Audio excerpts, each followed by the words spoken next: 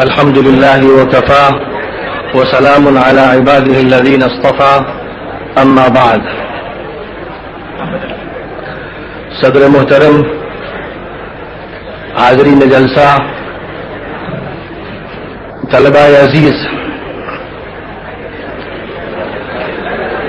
مدارس اسلامیہ کا آزادی میں کیا حصہ ہے، آج کے اس اجلاس کا یہ موضوع ہے، اور اس موضوع کا انتخاب مولانا محمد علی جوہر فاؤنڈیشن نے کیا ہے. مولانا محمد علی جوہر کی جہاں تک شخصیت کا تعلق ہے، ان کا نام آتے ہی یہ ایمانی جذبات فروزہ ہو جاتے ہیں، اور آزادی کی جد و جہد مرحلہ بمرحلہ اور ہندوستان کے مختلف خطوں میں سمندر کی طاقت اور قوت کے ساتھ اور طوفان کی طاقت کے ساتھ نگاہوں کے سامنے جلوہ آرا ہو جاتی ہے. وہ مولانا محمد علی جوہر جنہوں نے لندن کی کانفرنس میں یہ اعلان کر دیا تھا کہ میں غلام ہندوستان میں واپس نہیں جاؤں گا، یا تو آپ مجھے آزادی کا پروانہ دیجئے یا پھر مجھے سرزمین برطانیہ میں 1.5 گز زمین دے دیجئے جس میں موت کی نیند میں سو جاؤں. لیکن اللہ تعالیٰ نے اس مرد مجاہد کے لیے یہ طے کیا تھا کہ بیت المقدس کی سرزمین میں اس کو جگہ دی جائے. عجیب بات ہے کہ علماء اور طلبہ مدارس کے رول سے متعلق گفتگو کی جاتی ہے، اس کو موضوع بنایا جاتا ہے. جو لوگ اس حلقے سے متعلق ہیں یا اس سے دلچسپی رکھتے ہیں، وہ یہ چاہتے ہیں کہ ان کے کردار کو ثابت کریں، اور جو لوگ اس حلقے کے مخالف ہیں وہ چاہتے ہیں کہ ان کی کردار کشی کریں، ان کے کردار پر دبیس پردے ڈال دیں. لیکن دلچسپ بات یہ ہے کہ ہندوستان کی اس آخری دور کی تاریخ میں جبکہ آزادی کی لڑائی لڑی گئی، آزادی کی لڑائی میں جو نمایاں ہوا وہ آکسفورڈ کا یا کیمبرج کا طالب علم ہو، وہ انگریزی کا انشا پرداز ہو، وہ علوم عصریہ کا ماہر ہو، قیادت کے اسٹیج پہ جب وہ آیا تو اسے بھی لوگوں نے مسٹر کی حیثیت سے نہیں جانا، مولانا کی حیثیت سے جانا. مولانا محمد علی جوہر دارالعلوم دیوبند کے پڑھے ہوئے نہیں تھے، ندوۃ العلماء کے پڑھے ہوئے نہیں تھے، وہ تو برطانیہ کے پڑھے ہوئے تھے. کیمبرج اور آکسفورڈ کی یونیورسٹیوں کی خاک انہوں نے چھانی تھی، اور اس کے بعد برطانیہ کی آنکھوں میں آنکھیں ڈالی تھی. لیکن یہ حوصلہ جو انہیں ملا تھا تو انہیں ساتھ ہی ساتھ مولانا کا خطاب ملا تھا، جس کا مطلب یہ تھا کہ مولانا وہ ہوتا ہے جو مرد آہن ہوتا ہے، مولانا وہ ہوتا ہے جو اپنے اندر فولادی عزیمت رکھتا ہے. تو جب وہ میدان میں آ جائے، جب وہ جہاد آزادی میں شریک ہو تو مسٹر بھی مولانا بن جاتا ہے. پھر یونیورسٹی کا فارغ بھی مدرسے کے فارغ کے روپ میں آتا ہے. مولانا ابوالکلام آزاد اگرچہ دیوبند اور نجوے کے فارغ نہیں تھے، لیکن علوم اسلامیہ کہ وہ بحر کے شناور تھے، علوم عصریہ پر بھی ان کو مکمل دستگاہ حاصل تھی. وہ مسٹر بھی تھے، مولانا بھی تھے، لیکن ان کو بھی لوگوں نے مولانا ہی کی حیثیت سے جانا ہے. اور پھر مولانا شوکت علی ہو یا مولانا محمد علی ہو، جو بھی اس میدان میں آیا وہ مولانا ہو گیا. میرے بزرگوں، میں چند نکات پر آپ سے گفتگو کروں گا. ہندوستان کی تاریخ آزادی، ہندوستان کو انگریزوں کے قبضے سے آزاد کرنے کی جدوجہد کا آغاز کب ہوا؟ ایک مورخ جو دیانتدار ہو، منصف ہو اور تاریخ پر اس کی نظر ہو، اس کو یہ کہنا پڑے گا کہ ہندوستان میں جہاد آزادی کا آغاز، اگرچہ اس لفظ کے ارد گرد میں انورٹڈ کاماز رکھتا ہوں، یعنی آزادی کا جہاں تک لفظ ہے، اس لفظ کی جو تشریح کی جا رہی ہے، جس سیاق میں اس لفظ کو بولا جا رہا ہے، اس معنی سے میں متفق نہیں ہوں. لیکن بہرحال ہماری اصطلاح میں جس کو آزادی سمجھا گیا، آزادی کا لفظ جس جدوجہد کے لیے استعمال کیا گیا، اس کے آغاز کے سرے کو اگر ہم پکڑنا چاہیں تو کیا حضرت سید احمد شہید رحمۃ اللہ علیہ کی تحریک سے پہلے کوئی آپ کو ایسا سرا ملتا ہے؟ پہلی شخصیت جس نے ہندوستان کی اس سرزمین پر اس بات کی بھی کوشش کی کہ ہندو اکثریت کو بھی جو اس ملک میں ہزاروں سال سے آباد ہے اس کو اپنی تحریک میں شامل کیا جائے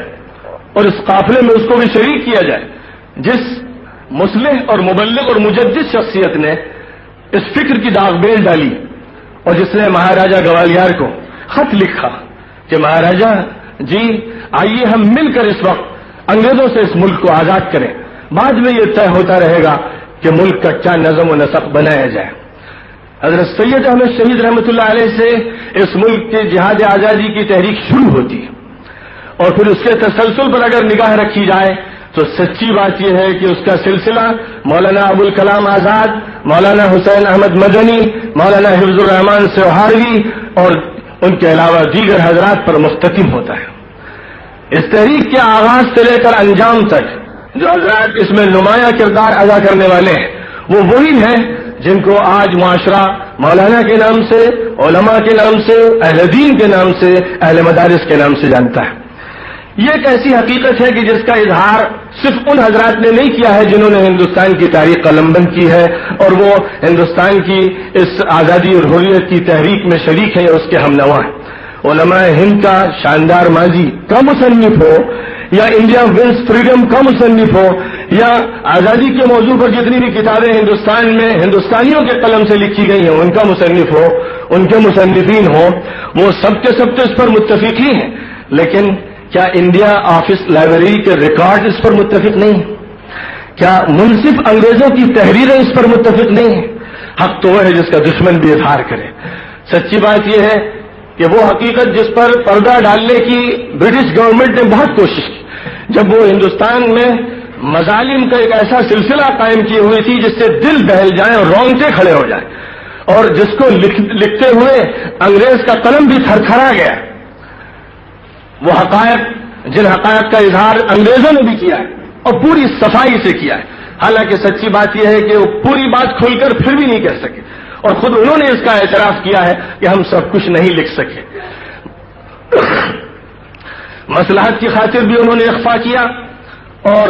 مصلحت کے ساتھ ساتھ چونکہ ان کے اندر دبی رگ انگریزیت کی اور برطانیہ کی گورنمنٹ سے وفاداری کی اور تعلق کی موجود تھی، اس لیے اس صراحت کا وہ اظہار نہیں کر سکے جس کی ان سے توقع کی جا سکتی تھی۔ غدر کا یہ لفظ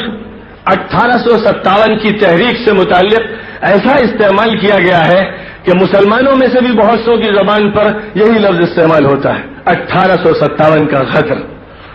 ظاہر ہے کہ یہ نقطہ نظر انگریزوں کا ہے، ان کے نزدیک وہ غدر تھا، لیکن ہمارے نزدیک آزادی کی تحریک تھی، وہ دفاع تھا، جان کا دفاع، مال کا دفاع، آبرو کا دفاع تھا۔ ہندوستان کی قوم، ہندوستان کے سپاہی، ہندوستان کی مسلم فوج انگریزوں کے خلاف اٹھ کھڑی ہوئی تھی اور انگریزوں کے مظالم کو، ان کے دار و رسن کو سہنے کے لیے تیار تھی۔ ایک رخ وہ ہے جس کو غدر کے عنوان سے انگریزوں نے پیش کیا ہے، ایک رخ وہ ہے کہ جس کو انگریزوں کے نمائندوں اور ایجنٹوں نے غدر کے عنوان سے پیش کیا ہے، لیکن بعض انگریزوں کو اس کی توفیق ہوئی کہ وہ ایک دوسرا رخ بھی پیش کریں۔ ایک کتاب ایڈورڈ تھامسن کی the other side of the medal ہے، تصویر کا دوسرا رخ۔ تصویر کا دوسرا رخ کیا بتاتا ہے؟ انگریز کا وہ ضمیر جو انسانیت کی بنیادوں پر زندہ تھا وہ بھی اس کے کچوکے لگاتا تھا۔ بہت سے انگریز مورخین نے اپنی نجی تحریروں میں بعض ایسی باتیں ظاہر کر دی ہیں جن سے صاف محسوس ہوتا ہے کہ ان کا ضمیر چٹکی لے رہا ہے، ان کا ضمیر کچک محسوس کر رہا ہے، انہیں یہ مناظر دیکھ کر برداشت نہیں ہو پا رہے ہیں۔ میں آپ کے سامنے صرف ایک دو تحریریں پیش کر دوں گا تاکہ ایک اندازہ اس سے ہو جائے کہ کیا صورتحال تھی۔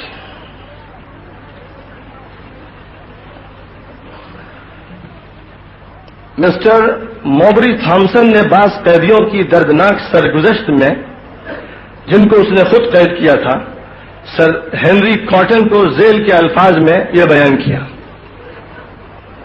شام کے وقت ایک سکھ اردلی میرے خیمے میں آیا اور سلام کر کے پوچھنے لگا، آپ غالباً یہ دیکھنا پسند کریں گے کہ ہم نے قیدیوں کے ساتھ کیا سلوک کیا ہے۔ یہ خیال کرتے ہوئے کہ کہیں قیدیوں کے ساتھ زیادتی نہ کی گئی ہو، میں فوراً لپک کر ان کے خیمے میں گیا جہاں پر میں نے ان بدبخت مسلمانوں کو عالم نزا میں بے حال دیکھا۔ یعنی مشکیں باندھ کر برہنہ ان کو زمین پر لٹایا ہوا تھا اور سر سے لے کر پاؤں تک تمام جسم کو گرم تانبے سے داغ دیا تھا۔ اس روح فرسا نظارے کو دیکھ کر میں نے اپنے پستول سے ان کا خاتمہ کر دینا ہی ان کے حق میں مناسب سمجھا۔ ہینری کاٹن نے جب حیران ہو کر یہ سوال کیا کہ اس کے بعد کیا کیا گیا، تو جواب یہ ملا کہ کچھ بھی نہیں۔ میجر رینارڈ کو جب وہ ہراول فوج کا ایک دستہ لے کر کانپور کے محصورین کی امداد کے لیے روانہ ہو رہا تھا، ذیل کی ہدایات جنرل نیل کی طرف سے موصول ہوئی۔ اس نے لکھا، بعض دیہات کو ان کی مجرمانہ حرکات کی بنا پر عام تباہی کے لیے منتخب کر دیا گیا ہے، جہاں کی تمام مرد آبادی کو قتل کر دینا ہوگا۔ باغی ریجمنٹوں کے تمام ایسے سپاہی فی الفور پھانسی پر لٹکا دیے جائیں جو اپنے چال چلن کے متعلق اطمینان بخش ثبوت بہم نہ پہنچا سکیں۔ قصبہ فتح پور کی تمام آبادی کو محاصرے میں لے کر تحقیق کر دیا جائے، کیونکہ اس قصبے نے بغاوت میں حصہ لیا ہے۔ باغیوں کے تمام سرغنوں اور بالخصوص فتح پور کے تمام سرغنوں کو فی الفور پھانسی پر لٹکا دیا جائے۔ اگر وہاں کا ڈپٹی کلکٹر قابو میں آ جائے تو اسے وہیں پھانسی دے دی جائے اور اس کے سر کو کاٹ کر وہاں کی سب سے بڑی عمارت پر لٹکا دیا جائے۔ ٹائمز آف انڈیا کے اس وقت کے ایڈیٹر مسٹر ڈی لینگ، جو آئرلینڈ کے رہنے والے تھے، انہوں نے ایک آرٹیکل میں لکھا تھا، زندہ مسلمانوں کو سور کی کھال میں سینا یا پھانسی سے پہلے ان کے جسم پر سور کی چربی ملنا یا زندہ آگ میں جلانا یا ہندوستانیوں کو ایک دوسرے کے ساتھ بدفعلی پر مجبور کرنا، ایسی مکروہ اور منتقمانہ حرکات کی دنیا کی کوئی تہذیب بھی کبھی اجازت نہیں دیتی۔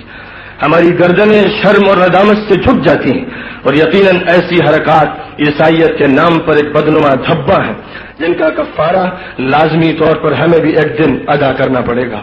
اس قسم کی دردناک جسمانی اور دماغی سزاؤں کے دینے کا ہمیں مطلقاً کوئی حق نہیں، اور نہ ہی ہم یورپ میں ایسی سزائیں دینے کی جرات کر سکتے ہیں۔ ظاہر ہے کہ یہ بے انتہا مختصر اقتباسات ہیں۔ خود اسی کتاب میں the other side of the medal, اس کتاب میں جس کا ترجمہ شیخ حسام الدین صاحب نے کیا ہے،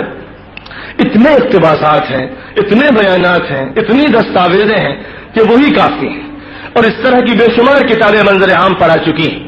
ذرا مجھے بتائیے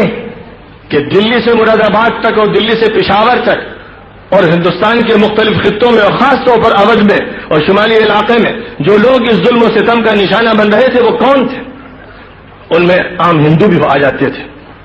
ان میں کہیں کہیں پر سکھ بھی زد میں آ جاتے تھے، لیکن بار بار اس کا اظہار ان دستاویزوں میں کیا گیا ہے کہ سکھوں نے ہمارے ساتھ وفاداری کا حق ادا کیا، اور مسلمانوں کے خلاف ان کے جو جذبات عداوت و نفرت کے دل میں بسے ہوئے تھے انہوں نے ان کا بھی پورا حق ادا کیا اور اپنے ان جذبات کی بنیاد پر مسلمانوں سے تاریخی انتقام لیا۔ انگریزوں کے ایجنٹ بن کر انہوں نے یہ کام بھی کیا، لیکن جن کو سولی پہ چڑھایا جا رہا تھا، ابھی مولانا غازی پوری صاحب کے مقالے میں آپ نے سنا کہ ان کے اعتراف کی بنیاد پر 14,000 علماء دلی میں پھانسی پر لٹکائے گئے، اور ہندوستان کے مختلف خطوں میں درختوں پر لٹکائے جانے والے اکثر وہ تھے جو علماء تھے یا طلباء تھے، ان کے چہروں میں داڑیاں تھیں، جو بودستار والے کرتے و پیجامے والے حضرات، مدارس سے جن کو چن چن کر لیا جاتا تھا انہیں تختہ دار پہ لٹکایا جاتا تھا۔ 57-58 ہزار سے زیادہ علماء کرام کو پھانسیاں دی گئیں، اور پھانسیوں سے بھی ان کی سحری نہیں ہوتی تھی، توپ میں باندھ کر توپ کا گولہ چھوڑ کر ان کے پٹاخے داغے جاتے تھے کہ جسم کے چتھڑے ہوتے گرتے تھے، اور یہ نظارہ انگریزوں کو سب سے زیادہ محبوب تھا۔ آج کے اس دنیا میں جب انگریزی تہذیب کے دلدادہ اس تہذیب کے ٹکڑے بٹورنے میں لگے رہتے ہیں اور یہ چاہتے ہیں کہ انگریزی وضاقتہ اختیار کر لیں، انگریزی تہذیب کو یہ سمجھتے ہیں کہ انٹرنیشنل اور ترقی یافتہ تہذیب ہے،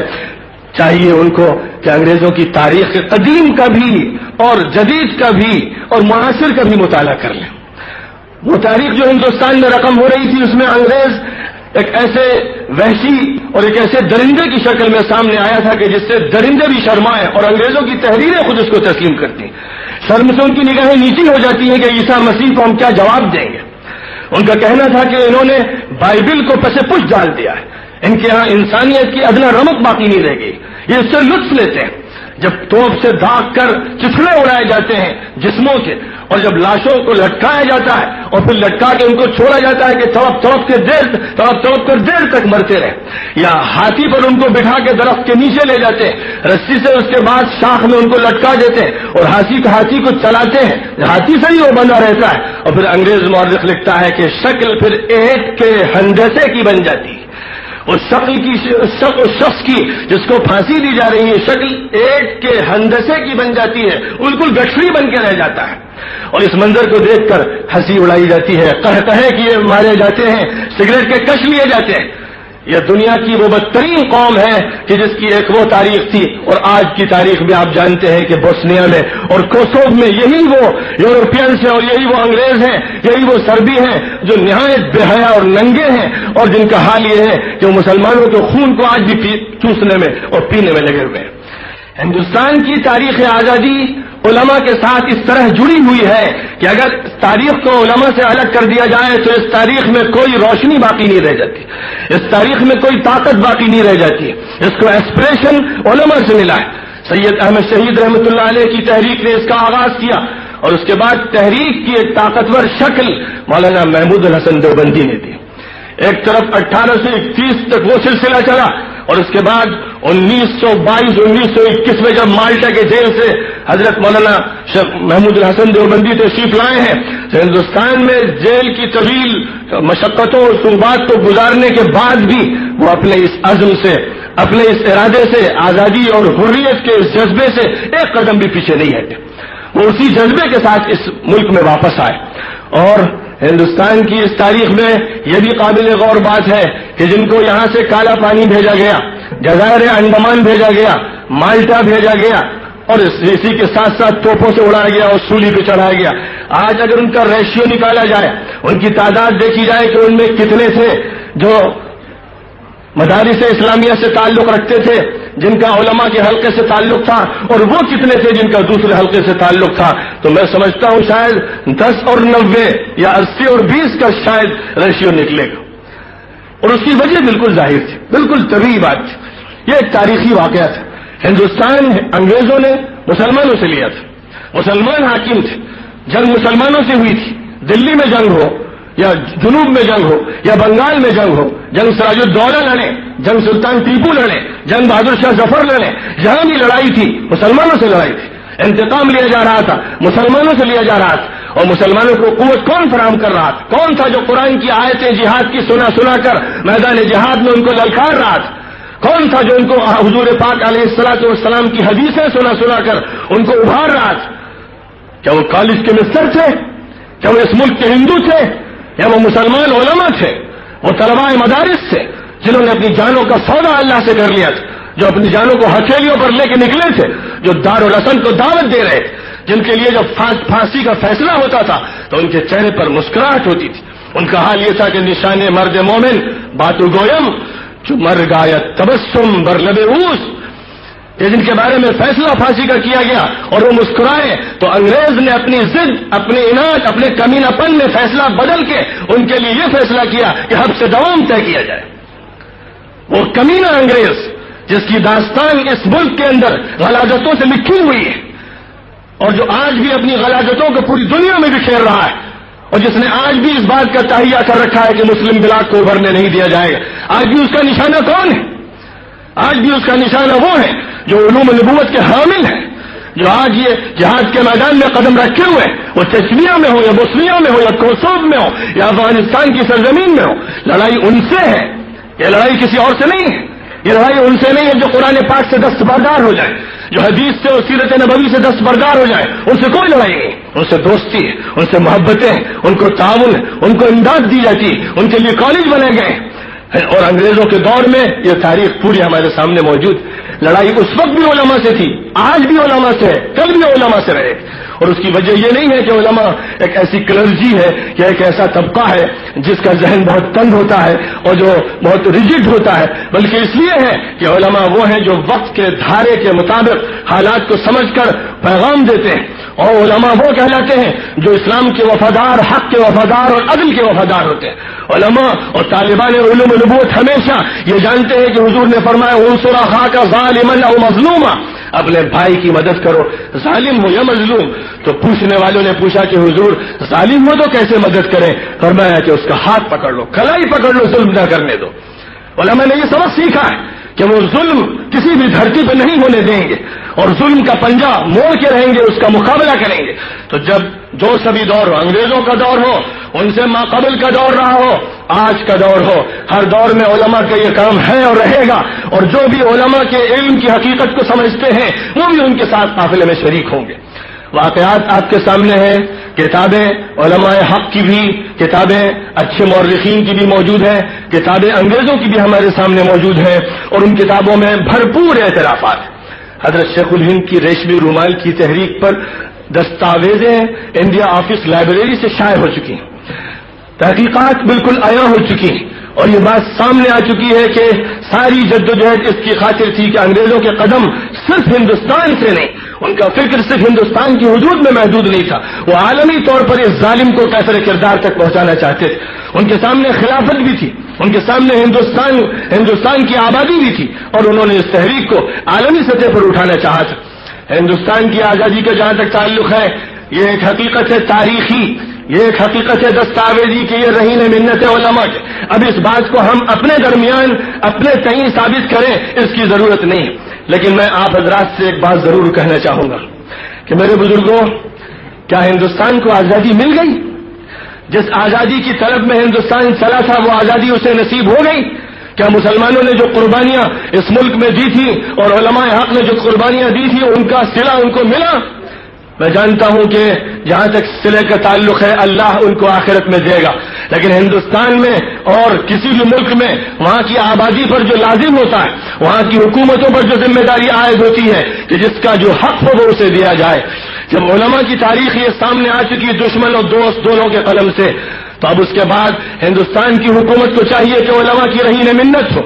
علماء کا اعزاز کرے، ان کو ایوارڈ دے، ان کو تمغے دے، مدارس اسلامیہ کے نیچے اس کی چوکھٹ پر اپنا سر رکھ دے کہ یہی مدارس ہیں، دارالعلوم دیوبند ہو یا ندوۃ العلماء یا دیگر ان سے متعلق چھوٹے بڑے مدارس، یہی مدارس ہیں جہاں کے سپوتوں نے ملک کو آزادی سے ہمکنار کیا، جن کے خونوں نے یہاں کے باغوں اور چمنوں کو رنگین کیا اور گلابوں کے پھول میں نقش اور اس میں خوشبو عطا کی، تو جن کا یہ کارنامہ اور کردار ہے، آج وہ کٹہرے میں کھڑے ہوئے ہیں۔ آج جب اس طرح کے موضوعات پر بات ہوتی ہے تو اس سیاق میں بات ہوتی ہے کہ ہم صفائی اپنی پیش کر رہے ہیں، ہم اپنی صفائی پیش کر رہے ہیں، ہم کٹہرے میں کھڑے ہوئے ہیں، چاروں طرف سے الزام لگ رہا ہے کہ تم وفادار نہیں ہو، چاروں طرف سے یہ کہا جا رہا ہے کہ تم تو کسی اور کے ایجنٹ ہو۔ پوچھنا چاہیے کہ وفادار ہم ہیں یا تم ہو؟ مسلمانوں کو چاہیے کہ وہ یہ نہ کہیں ہم بھی ہیں، ہم بھی کا لفظ غلط ہے، ہم ہی ہیں، اس ملک کے ہم اصل باشندے ہیں۔ اس ملک میں نہ صرف یہ کہ ہم آئے، اس کو ہم نے وطن بنایا، اور نہ صرف یہ کہ ہم نے وطن بنایا بلکہ کروڑوں کی آبادی وہ ہے جس کا یہ وطن ہمیشہ سے تھا اور وہ مسلمان ہوئے۔ ایک بات یہ کہی جاتی ہے، بہت بڑا مغالطہ ہے تاریخی، ہسٹوریکل، ایک بہت بڑا مغالطہ دیا جا رہا ہے کہ مسلمان باہر سے آئے، اور مسلمان بھی جلد بازی میں سوچ نہیں پاتا، سوچتا ہے ہاں ہمارے نبی پاک علیہ الصلوۃ والسلام تو مکہ مکرمہ میں تھے، ہم لوگ باہر سے آئے۔ یہ بہت بڑا مغالطہ ہے۔ مسلمانوں میں 1,00,000 2 لاکھ 4 لاکھ ایسے ہوں گے جو باہر سے آئے، باقی کروڑ مسلمان اسی ملک کے باشندے ہیں جنہوں نے اسلام کو اپنے سینے سے لگایا، ایک عالمی مذہب کو اپنے سینے سے لگایا، وہ یہاں کے باشندے ہیں، پشتینی ہمیش کے باشندے، جن باشندوں پر آرینوں نے ظلم کیا ہے، جن کو جنوب کی طرف بھگایا ہے، وہ دراویڑین نسلیں ہوں یا مسلمان ہوں جنہوں نے اسلام کو اپنے سینے سے لگایا، ان پر آج ظلم کیا باہر والوں نے جو یورپ سے آئے یا افغانستان سے آئے اور اس ملک میں آ کر آباد ہوئے، اور یہاں کے شمالی علاقے پر انہوں نے قبضہ کیا اور یہاں کی آبادی کو جنوب میں ڈھکیل کے رکھ دیا۔ تو ہندوستان میں مسلمانوں کی اکثریت خالص ہندوستانی اس معنی میں ہے کہ ہندوستان ان کا وطن ہزاروں سال سے تھا، انہوں نے اسلام کو اپنے سینے سے لگایا کہ دیکھا کہ عدل اور حق کی وہ آواز ہے، انہوں نے ہندو مت کو اس لیے چھوڑا کہ وہ اس کی چکی میں پس رہے تھے اور ویدک دھرم کے مظالم میں ان کو کوٹا جا رہا تھا، وہ دھرم کے جس کے متعلق آج شودر طبقہ، جس کو شودر کہنا بھی نہیں چاہیے تھا، جس طبقے نے آج آواز اٹھائی ہے اور جو آج انصاف کا طلبگار ہے، بلکہ وہ یہ ثابت کر دینا چاہتا ہے کہ اصلاً انصاف کے علمبردار ہم ہیں، اور ان ظالموں نے مذہبوں کے حوالے دے دے کر یہاں کی اکثریت کی آبادی پر مظالم کے پہاڑ توڑے۔ ہزاروں سال سے انہیں یہ سمجھایا کہ اگر وید کا لفظ تمہارے کان میں پڑ جائے تو سیسا پلایا دیا جائے گا، تم اپنی زبان سے وید پڑھو گے تو تمہاری زبان تراش دی جائے گی، تم اگر پنڈت کے پاس بیٹھو گے تو تمہارے پیر توڑ دیے جائیں گے۔ کیا یہی آج وید میں لکھا ہوا اور منو سمرتی کے قوانین میں بہت سے مظالم لکھے ہوئے نہیں؟ اور کیا اس ملک میں آج یہ دیکھنے میں نہیں آ رہا ہے کہ ہزاروں سال سے جن کو مظلوم بنایا گیا آج وہ عدل و انصاف کے لیے اٹھ کھڑے ہوئے ہیں؟ تو اس مسلمان کو کون سا سانپ سوکھ گیا؟ یہ مسلمان اس ملک کا ہے اور آرین باہر کے ہیں، برہمن باہر کے ہیں، پنڈت باہر کے ہیں۔ ہمیں ان سے پوچھنا ہے تم یہاں کیوں آئے؟ اور اگر تم آئے تھے تو امن و عافیت کے ساتھ یہاں رہتے، تم وفاداری کا سرٹیفکیٹ ہم سے مانگتے ہو؟ وفاداری کا سرٹیفکیٹ تم دو، ہم تمہیں باہر کا ایجنٹ مانتے ہیں۔ انگریزوں سے لڑائی میں کون پیش تھا؟ گاندھی کو قتل کرنے میں کون پیش تھا؟ دغا بازی اور فریب کاری میں کون پیش تھا؟ کس کی تاریخ بتا رہی ہے کہ اس نے ملک کے ساتھ فریب کیا؟ اور آج بھی اس ملک کے ساتھ دھوکہ کون کر رہا ہے؟ اس کی دولت کو کون چرا رہا ہے؟ بڑی بڑی رشوتیں کون لے رہا ہے؟ حکومت کی گدیوں پہ بیٹھ بیٹھ کر مظالم کون کر رہا ہے؟ وہ کون ہے؟ کیا وہ مسلمان ہے جس کو ملازمتوں سے نکالا گیا، جس کو تعلیم کے بچھڑے پل میں ڈھکیلا گیا، جس کو سیاست سے دور رکھا گیا، جس پر الزامات کی بوچھار کی گئی، جس نے آزادی دلائی تھی، جس نے آزادی کے کھیت کو سینچا تھا، جس نے آزادی کا علم اٹھایا تھا، اس کے ساتھ یہ سارا ظلم؟ اور پھر مسلمان احساس کمتری میں مبتلا ہو کر کبھی اپنی اقلیت کو دیکھتا ہے، کبھی اپنی سیاسی نمائندگی کو دیکھتا ہے، کبھی اپنے پرسنٹیج تعلیمی کو دیکھتا ہے اور سکڑ کر سمٹ کر اپنی صفائی پیش کرنے لگتا ہے، نہیں ہم نے بھی حصہ لیا ہے، ہم نے بھی کچھ حصہ لیا ہے، ہمارے ساتھ یہ معاملہ نہ روا رکھا جائے۔ میں سمجھتا ہوں یہ موقف غلط ہے، موقف کو تاریخی طور پر دستاویز کے ثبوت کے طور پر بدل دینا چاہیے اور مطالبہ کرنا چاہیے مسلمانوں کو کہ ہم نے اسلام کو قبول کیا لیکن ہم یہاں کے رہنے والے ہیں، اور ہم یہاں کے رہنے والے ہیں، جو باہر سے آئے ان کی ہم نے مہمانداری کی، ان کو گلے سے لگایا اس لیے کہ اس ملک میں ظلم ہو رہا تھا، عورت ظلم کے اندر کی چکی میں پس رہی تھی اور سردی کی جہنم میں اس کو پھینکا جا رہا تھا، اور یہاں کے چھوٹے طبقات بیکورڈ کلاسز اور شیڈول کلاسز ظلم کا نشانہ بن رہے، اس لیے ہم نے اس دین عدل و انصاف کو سینے سے لگایا تھا۔ لیکن یہ ملک ہمارا ہے اور اس ملک میں جس کو رہنا ہے وہ ہم انصاف کے ساتھ رہے اور عدل کی بانسری بجانے کے لیے تیار ہو، ورنہ وہ اس ملک کو خالی کر کے یورپ میں یا دنیا کے کسی خطے میں چلا جائے۔ مسلمانوں کو چاہیے کہ اپنی بات پوری طاقت اور قوت کے ساتھ کہیں اور اس بات کا شعور رکھیں کہ اقلیت اور اکثریت کا کوئی حساب خدا کے قانون میں نہیں۔ خدا تعالیٰ کا قانون تو نرالا ہے، وہ قانون تو قوی و قادر کا ہے، اور اس کا یہ کہنا ہے کم من فئۃ قلیلۃ غلبت فئۃ کثیرۃ باذن اللہ واللہ مع الصابرین۔ چھوٹی چھوٹی ٹکڑیاں جن کو لوگ اقلیت کہتے ہیں بڑی بڑی اکثریتوں پر غالب آتی رہی ہیں اللہ کے فیصلے سے اور اللہ کے حکم سے۔ آج اگر انگریزوں نے مظالم کیے تھے تو ہندوستان کی سرزمین پر سن 47 کے بعد جمشید پور میں، راول قلعہ میں، مراد آباد میں، ملیانہ میں، ہاشم پورہ، میرٹھ میں اور اس ملک کے چپے چپے پر کیا یہاں کی مسلم عورتوں پر ظلم نہیں ہوا؟ کیا یہاں کے بچوں پر ظلم نہیں ہوا؟ کیا یہاں کے جوانوں پر ظلم نہیں ہوا؟ آج پھر ظلم کی تاریخ دہرائی جا رہی ہے اور پھر وفاداری کے سرٹیفکیٹ مانگے جا رہے ہیں، جس کا مطلب یہ ہے کہ آزادی کو پامال کر دیا گیا۔ جو آزادی کے قاتل سے گاندھی کو قتل کر کے ہوں یا تاریخ کو مٹا کر ہوں یا کورس کی کتابوں کو تبدیل کر کے مجرمانہ کردار ادا کر رہے ہوں، وہ یہ چاہتے ہیں کہ اس تاریخ کو مسخ کر دیں اور اس تاریخ کو مسخ کرنے کے بعد مسلمانوں کو ایک کٹہرے میں کھڑا کر دیں اور احساس کمتری کے قید خانے میں انہیں ڈھکیل دیں۔ تو اس ایسے دور میں اور ایسے حالات میں مسلمانوں کو چاہیے کہ خدا تعالیٰ پر نظر رکھتے ہوئے اور اس دین کی حقانیت کو سمجھتے ہوئے اور ہندوستان میں اپنی تاریخ کو سینے سے لگاتے ہوئے اور اپنے بزرگوں اور تحریک آزادی کے علم برداروں کی سوانحوں کو پڑھتے ہوئے وہ مارچ کرتے ہوئے آگے بڑھیں اور یہ فیصلہ کریں کہ ملک کا اصلاح، ملک کی اصلاح اور ملک کا سدھار انہیں کرنا ہے، انہیں آگے بڑھنا ہے، اس کشتی کو سنبھالنا ہے اور وہ اس ملک کو سنبھالنے کے لیے آگے بڑھیں گے تبھی یہ ملک سنبھل سکے گا، ورنہ ہرگز یہ ملک سنبھل نہیں سکے۔ ان حضرات سے جن کو دلچسپی ہے اس موضوع سے کہ جہاں تک ہمارے اس ندوے کے طلباء کا تعلق ہے، یہ اپنے خارجی مطالعے میں اپنے بزرگوں کی کتابیں تاریخ آزادی کے مجاہدین کے حالات پڑھتے ہی رہتے ہیں، لیکن آج ہمارے مسلم اسکول، ہمارے مسلم کالجز، مسلم یونیورسٹی علی گڑھ، جامعہ ملیہ اسلامیہ اور بے شمار یونیورسٹیاں مسلمانوں کے ہاتھ میں ہوں یا غیر مسلموں کے ہاتھ میں، وہاں ہزار بلکہ لاکھوں کا طالب علم اپنی تاریخ کی ابجد سے ناواقف ہے۔ آج ضرورت اس بات کی ہے کہ نشر و اشاعت کا ایک سیلاب برپا کیا جائے۔ ضرورت اس بات کی ہے مجاہدین آزادی ہیں جنہوں نے اس آزادی کی تحریک کو قوت عطا کی ہے، ان کے حالات پر چھوٹے چھوٹے پمفلیٹس اردو میں، ہندی میں، انگریزی میں، گجراتی میں، کنڑ میں، ملیالم میں، مقامی زبانوں میں اس قدر تیار کیے جائیں اور اتنی قوت کے ساتھ ان کو پھیلایا جائے کہ کوئی مسلم بچہ بھی نہیں، کوئی غیر مسلم بچہ بھی ان کے مطالعے سے محروم نہ رہنے پائے۔ اس مہم کے لیے باقاعدہ فنڈ ہونے چاہیے، اس کے لیے لوگوں کو پیشکش کرنی چاہیے اور یہ طے کرنا چاہیے کہ یہ ہفتہ ہمیں سر کرنا ہے۔ اسی کے ساتھ ساتھ فاؤنڈیشن کے ذمہ داروں سے میں عرض کروں گا کہ مولانا محمد علی جوہر کے وہ جملے جن سے آزادی کی روح پھڑکتی، جن سے انسان کو ایک طاقت ملتی ہے، ان جملوں کے اسٹیکرز تیار کریں اور بسوں پر اور کاروں پر اور ہوٹلوں میں اور چائے خانوں میں لگا دیں۔ میں یہ بھی کہوں گا کہ ہمدرد